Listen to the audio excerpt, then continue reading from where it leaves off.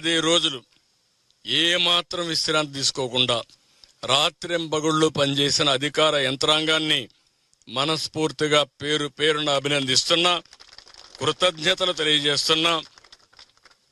మీరు చేసిన త్యాగాలు చరిత్రలో శాశ్వతంగా ఉంటాయి. ఒక్క అధికార యంత్రాంగం ఐఏఎస్ ఆఫీసర్లే కాదు, మొత్తం జిల్లా అడ్మినిస్ట్రేషన్, రాష్ట్రంలో ఉండే అధికార యంత్రాంగం అంతా కూడా రాత్రింబగళ్ళు పనిచేశారు. వీళ్లతో సమానంగా ఎంతో మంది శానిటేషన్లో పారిశుద్ధ కార్మికులైతే రాత్రింబగళ్ళు ఇవన్నీ కూడా క్లీన్ చేయడంలో చాలా శ్రద్ధ చూపించారు. దగ్గర 7,000 మంది పనిచేశారు. త్రాగునీరు కోసం కొన్ని వందల వేల మంది పనిచేశారు. అదే మరి కరెంట్ ఇవ్వడానికి కొన్ని వేల మంది పనిచేశారు.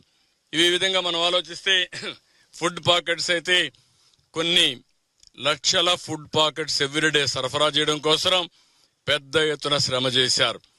ఒక మాటలో చెప్పాలంటే ప్రజలందరూ సహకరించారు. మనసుండే ప్రతి ఒక్కరు దృష్టి పెట్టారు.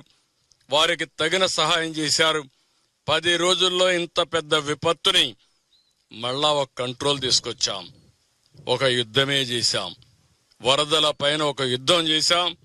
ఎవరైతే విద్వేషాలు రెచ్చగొట్టి వారు అధికారంలో ఉన్నప్పుడు చాలా వరకు దుర్మార్గంగా ప్రవర్తించి, నిర్లక్ష్యంగా ప్రవర్తించి ఈ గండులకు కారణమైన అవన్నీ పూడ్చాం.